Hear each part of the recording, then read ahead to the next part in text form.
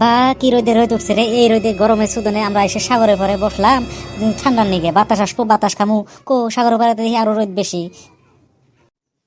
রে আজকে তামাম গরম দিছে। আর এই যে মধুটা আমি কোন বেলা স্প্রে করছুম এলা ওর কোনো দেখায় নাই, এলা আমি আসিই না পারি। দৌড়ি আসি কি ঘরেন হয়ে গেছে রে, মনটা কয় জিউটা বেড়ে যাবো, এক গ্লাস পানি খাই বেলে ফেলা হয়ে যায়। রে ছাড়া তোকে আমি রোজার দিনে পানি খেলাই, সাগরের পানি তুই লাইনে তোকে আমি খেলাইতেছি। সাগরের পানি খাওয়া যাবো? সাগরের পানি যেটে নুন, সাগরের পানি কেন করে খাবো?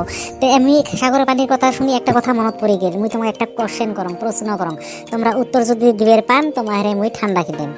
সাগরের পানির নুন কিসের জন্য?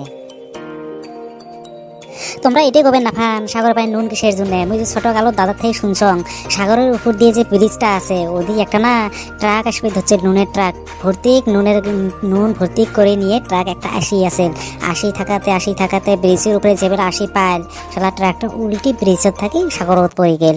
সাগরত যেগুলা পড়ে গেল শালা নুনগুলো সব সাগরত পড়ে গেল, যায় সাগরত নুনগুলো গলি হারে পানির সাথে মিশেল হয়ে গেল।